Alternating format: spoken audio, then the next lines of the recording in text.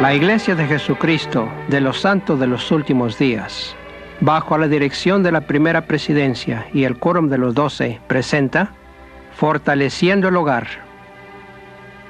Un mensaje del presidente Harold B. Lee.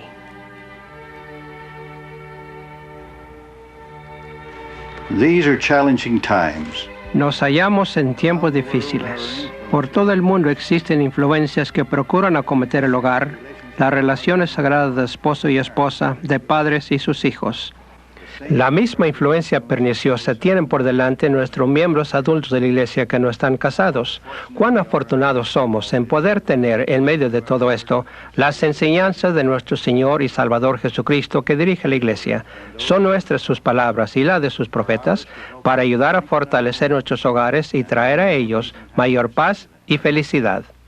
No hay ningún otro pueblo sobre la faz de la tierra que yo sepa que tenga los altos conceptos del matrimonio y del carácter sagrado del hogar que poseen los santos de los últimos días. En una revelación dada en nuestra época, el Señor dijo: el matrimonio es instituido de Dios para el hombre. Por lo tanto, es lícito que tenga una esposa, y los dos serán una carne, y todo esto para que la tierra cumpla el objeto de su creación. Sin embargo, se ven evidencias inequívocas de que los mismos peligros que andan por el mundo se hallan entre nosotros tratando de destruir esta institución dada de Dios que es el hogar. He tenido el privilegio en el curso de los años visitar con otras de las autoridades generales algunos de los hogares más agradables de nuestros miembros. Y es en estas visitas que he observado algunas cosas que deseo mencionaros, ya que sugieren los elementos que contribuyen a la fuerza y la felicidad en el hogar. Si yo fuera a señalar la primera cosa que siempre me impresiona en los hogares de nuestros buenos santos de los últimos días, yo diría que es el amor por los niños y el deseo de tenerlos. Hace algunos años leí algunas estadísticas del Departamento Demográfico de los Estados Unidos, en las cuales se indicaba que de los 180,000 divorcios habidos durante el año, el 57% del total ocurrió en los hogares donde no había hijos, el 21% donde solo había un niño, y en las familias donde había 5 hijos o más, menos del 1% de divorcios. Ciertamente, el amor y unidad de los padres constituye una garantía segura de la felicidad del hogar. Hace algún tiempo tuve el privilegio de enterarme de la influencia que provenía de uno de estos hogares en una carta que escribió una bella hija que acababa de dar a luz a su primer niño. La criatura había llegado en las primeras horas de la mañana, y ya entrada la tarde, la madre se hallaba en un estado meditativo, y en medio de sus reflexiones había escrito a su familia. En su carta se refirió primero a sus impresiones y sentimientos en cuanto al milagro de la maternidad, cómo se sentía privilegiada por haber participado en esa grande y maravillosa creación. Entonces escribió lo siguiente: me admira que no les sea requerido a las mujeres pasar por algo más que los dolores del alumbramiento para traer estos pequeñitos de otro mundo a este. Me parece tan adecuado que nosotras, por medio del dolor, nos veamos obligadas a introducirnos en otra esfera por lo menos unos cuantos minutos para poder en cierto modo traer a nuestro niño de la mano a este mundo nuevo. Me hace recordar las palabras de un joven a su prometida y la respuesta que ella le dio cuando le propuso aplazar su matrimonio por falta de fondos. Le dijo en son de broma: creo que probablemente todo lo que podré prometerte es una choza en la campiña. Y ella contestó: por mi parte estoy conforme. Entonces, si es que logramos algo más, será de los dos y no solamente tuyo. Estoy pensando en la madre que, bendecida con una familia de mujeres jóvenes, se arrodillaba todas las noches y rogaba a Dios que en algún lugar hubiera una madre que estuviese criando hijos dignos de ser los esposos de sus hijas. Sucedió que las hijas finalmente se casaron. Al hablar con las madres de sus hijos políticos, se dio cuenta de que ellas habían estado orando, desde el día en que nacieron sus hijos, que en algún lugar Dios estuviese preparando mujercitas dignas de ser las esposas de sus hijos. Os digo, hermanos y hermanas, que estos nobles conceptos del hogar, la familia y las responsabilidades del hogar y la familia constituyen garantías seguras de un hogar feliz. Hace algún tiempo visité a una madre que había criado una familia sobresaliente. Hablamos acerca de las cosas que le habían ayudado a conservar a su familia en la vía recta y me dijo esto: hermano Lee, lo convertí en regla cuando nacieron mis hijos, que iba a tener el mayor contacto que me fuera posible con mis hijos en el hogar. Siempre estaba allí cuando salían para la escuela. Determiné dejar de lado todo lo demás en caso necesario para estar ahí cuando volvieran a casa. Estaba presente cuando tenían sus fiestecitas e invitaban a sus amigos al hogar.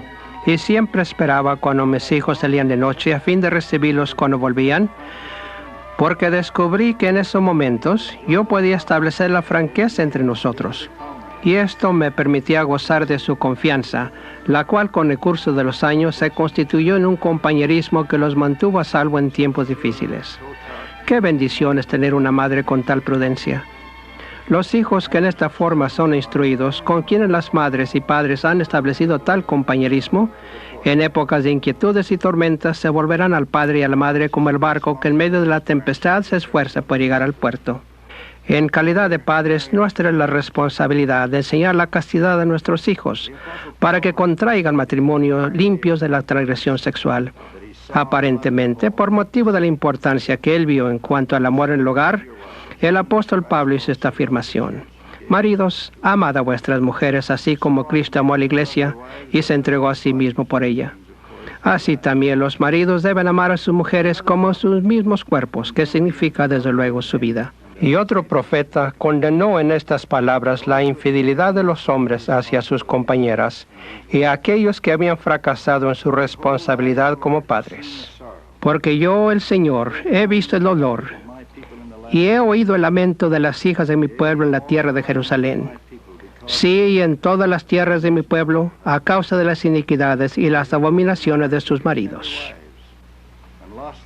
Habéis quebrantado los corazones de vuestras tiernas esposas y perdido la confianza de vuestros hijos por los malos ejemplos que les habéis dado, y los sollozos de sus corazones ascienden a Dios contra vosotros, y a causa de la severidad de la palabra de Dios que desciende contra vosotros, han perecido muchos corazones traspasados de profundas heridas. Maridos, sed fieles a vuestras mujeres, y mujeres, sed fieles a vuestros maridos. Guardaos del gran pecado de Sodoma y Gomorra. Ha sido tachado de ser un pecado de tal gravedad que solo el pecado del asesinato es mayor. Me refiero al pecado de adulterio, que como vosotros sabéis fue la palabra que usó nuestro Maestro, a referirse a los ilícitos pecados sexuales de la fornicación y el adulterio, y además de esto, el igualmente grave pecado de la homosexualidad, que está logrando mayor ímpetu con la aceptación social en la Babilonia del mundo actual, de la cual los miembros de la Iglesia no deben ser parte. Aun cuando estamos en el mundo, no debemos ser del mundo. Cualquier esfuerzo que estén haciendo las escuelas o los centros de diversión para presentar descaradamente las perversiones sexuales que no logran cosa alguna sin incitar al experimento, debe encontrar en los miembros del sacerdocio de esta Iglesia una resistencia vigorosa e inflexible por todo medio legal que pueda utilizarse.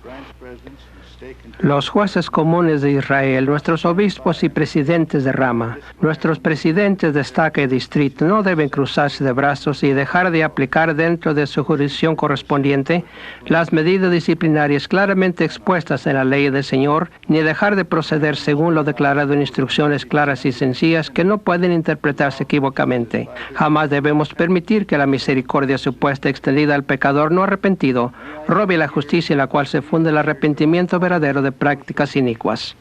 Permítaseme decir en esta oportunidad que nosotros, los de la Iglesia, nos oponemos inalterablemente al aborto. La única excepción sería en los casos en que los médicos descubren que es necesario el aborto para salvar la vida de la madre. Reafirmamos que el primer propósito del matrimonio es traer hijos al mundo y que estos deben ser bienvenidos.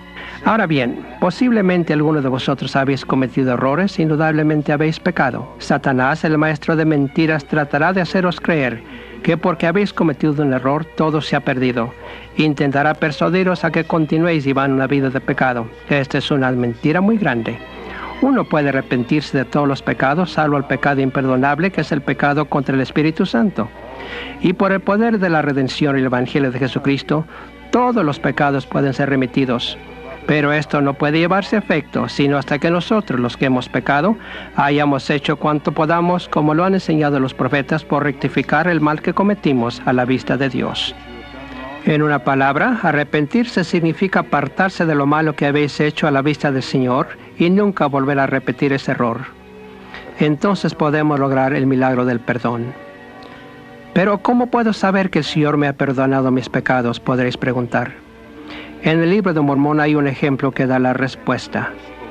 En la época del gran profeta y rey Benjamín, de quien se habla en el libro de Mosía, este había predicado con tanta fuerza que el pueblo sintió compunción dentro de sus corazones y quiso tener la sangre expiatoria del Salvador mediante la cual podían ser lavados de sus pecados. Y en su clamor dijeron: sabemos que nuestros pecados han sido perdonados porque hay paz en nuestra conciencia. Mucho de lo que yo sé acerca de ser padre es lo que he aprendido con los años en el laboratorio de mi propio hogar. Recientemente llegó a mis manos un discurso que una de mis propias hijas había preparado para un grupo de madres e hijas, en la cual relató una experiencia con su hijo primogénito. En este discurso relató la experiencia que ahora os cito. Hace muchos años, cuando nuestro hijo mayor era muy pequeñito, una noche calurosa de verano me hallaba desesperadamente tratando de acabar de envasar algunos duraznos después de la cena. Estoy segura que todas ustedes conocen bien la escena, especialmente ustedes jóvenes madres. Durante el día todo se nos amontona, de modo que no podemos iniciar el proyecto y terminarlo. Y ahora, habiendo acostado al niño y el esposo en camino se reunieron a tiempo, y los hijitos de 3 y 4 años con sus pijamas casi puestas para ir a acostarse, pensamos que ha llegado la ocasión para terminar los duraznos. Nos damos cuenta de que están madurando rápidamente y que posiblemente no duren hasta el día siguiente. Tal era la situación en que me encontraba esa noche. Así que estaba empezando a pelar y deshuesar los duraznos cuando se presentaron mis 2 niños en la cocina y anunciaron que estaban listos para decir sus oraciones. En mi afán y no queriendo verme interrumpida por la 100ª vez, les dije en el acto: miren, niños, ¿por qué no van y dicen sus oraciones solos esta noche? Y mamá podrá seguir trabajando con estos duraznos. Pero David, el mayorcito, plantó sus pequeños pies firmemente delante de mí y preguntó sin la menor aspereza: pero mami, ¿qué es más importante, las oraciones o los duraznos? Poco comprendí entonces, como joven madre y esposa atareada, que en mi vida futura surgirían muchos dilemas semejantes que yo tendría que encarar, grandes y pequeños, al desempeñar este papel de esposa y madre en mi hogar, y que mi éxito en esta responsabilidad dependería de la manera en que yo pudiera resolver los problemas. Tal fue mi alternativa en esta ocasión, y como yo lo veo, tal es vuestra alternativa hoy como esposas y madres. La manera en que la resolvamos es la cuestión importante en nuestras vidas. ¿Qué lección en cuanto a la precedencia le enseñó a su madre ese pequeñito? La oración debe venir antes que los duraznos. Ahora bien, maridos, recordad que la parte más importante de la obra del Señor que jamás realicéis será la obra que podáis efectuar dentro de los muros de vuestro propio hogar. La orientación familiar, la obra del obispado y otros deberes, todos son importantes, pero el de mayor importancia es el que está dentro de los muros de vuestro propio hogar. Y vosotras, esposas, quisiera suplicaros que procuréis comprendernos, hombres tercos, testarudos, a veces descuidados e irreflexivos que somos. No procuraréis de cuando en cuando penetrar esa aspereza, esa corteza exterior, y continuar diciéndonos que os comprendéis, que deseáis ayudar y que queréis ser parte de nuestras vidas. No deis lugar a que vuestro marido diga, y lo diga de corazón: mi esposa no aprecia lo que yo hago. No le importa. Y en igual manera, vosotros maridos, no deis lugar a que vuestra compañera se queje de que ninguna expresión de agradecimiento recibe por todo su sacrificio y servicio. Tal resentimiento dentro de vuestros corazones algún día puede hacer explosión. De modo que os suplico que pongáis el fundamento sobre un cimiento sólido y firme de amor, confianza y fe. Comenzad el día con una oración familiar. Arrodillaos juntos antes de acostaros. Tal vez hubo durante el día alguna aspereza, y la mejor manera de llenarla es arrodillarse juntos en oración. No dejéis de enseñar a vuestros pequeñitos en sus tiernos años la oración familiar. Tened cuidado de hacerlo. Algunos de vosotros no tenéis actualmente un compañero o compañera en vuestro hogar. Algunos habéis perdido a vuestra esposa o esposo, y algunos quizá no habéis encontrado todavía un compañero.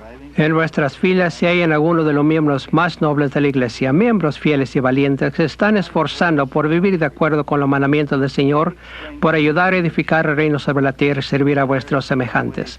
Es tanto lo que la vida os ofrece, cobrar la fuerza para hacer frente a vuestros problemas. Hay tantas maneras de hallar cumplimiento, sirviendo a los que son amados de vosotros, cumpliendo bien las tareas que están ante vosotros en vuestro trabajo en el hogar. La Iglesia os ofrece tantas oportunidades de ayudar almas, comenzando por la vuestra, a encontrar el gozo de la vida eterna. No dejéis que la autoconmiseración o la desesperación os aparte del curso que sabéis que es el recto. Tornad vuestros pensamientos a prestar servicio a otros. Para vosotros tienen significado particular las palabras del Maestro. El que halle su vida la perderá, y el que pierde su vida por causa de mí, la hallará. También estas palabras del rey Benjamín.